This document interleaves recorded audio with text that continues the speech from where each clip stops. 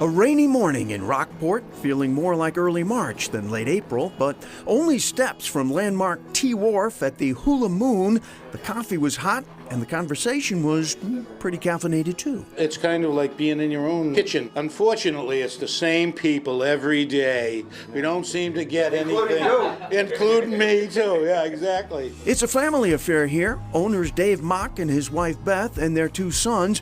Naturally, we wondered about the Hawaiian name in Rockport. The original owners were from Hawaii. They did real Hawaiian cooking, and we love the theme. Which you will find, though the menu now is entirely non-tropical and plenty tasty. We were thrilled to reconnect over eggs with old friend Mark Canagas, a Rockport native and accomplished landscape photographer. We have visited with Mark over the years, most memorably back in 2013, when he and his then 12-year-old daughter Elise not only discovered a message in a bottle, but succeeded in meeting the man who'd written it as a boy in 1969.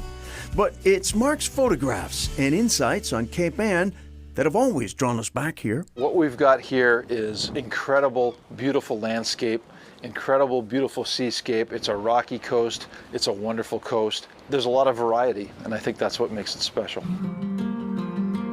His photos seem to pop up as often on Cape Ann as the granite. His friendships with many of Rockport's fishermen are equally solid. Truth is, for all its tourist allure, there's still a working waterfront here. One time I bought an old used fishing boat and I started fishing, so I fished for the next 37 years. Today, Captain Billy Lee, a Rockport native, takes care of moorings in the harbor where he's had a front row seat for how things have changed in his 73 years here. There's still a lot of real hard-working lobstermen out of Rockport, but there's only a few fishermen left, and they usually go scalloping or hooking for codfish in the winter. So I guess we're gonna have to say it's now a tourist town. Still, as in Gloucester, Rockport has had the same unique, long-time coexistence between its working artists and its working waterfront. They think that we have it easy, which is not necessarily true. Sometimes it's cold and windy and snowy, and we get out there just like they do, but of course they go out and they sometimes don't come back for days or weeks at a time. But it's a great symbiotic relationship. Of Mark's many photos, one of my favorites also happens to be my favorite place on Cape Ann. It is a hidden gem. Because this is up a little bit north of Rockport, it's in what they call the Pigeon Cove area. Not too many people know about it. Fine with me, and with Rockport's Paul St. Germain, a historian and author of several books on Cape Ann.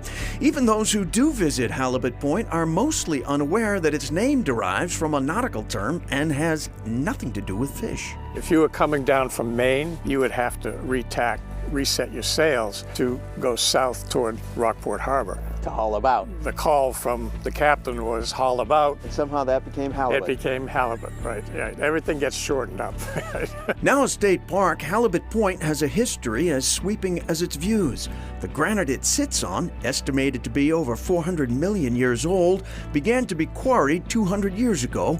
Visitors can still climb a 60-foot tower built during World War II, from which observers scan the offshore waters for enemy ships and submarines.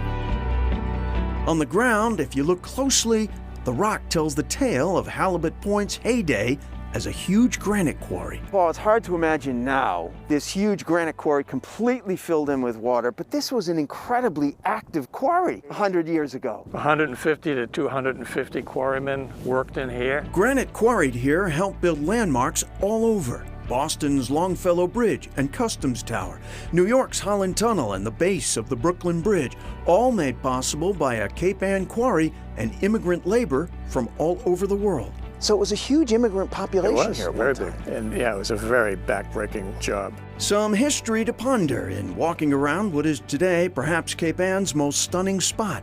Away from the quarry, the granite spills down to the ocean as the land runs out. Nothing too backbreaking now to find your way along those same rocks and find your own spot from which to ponder as long as you like.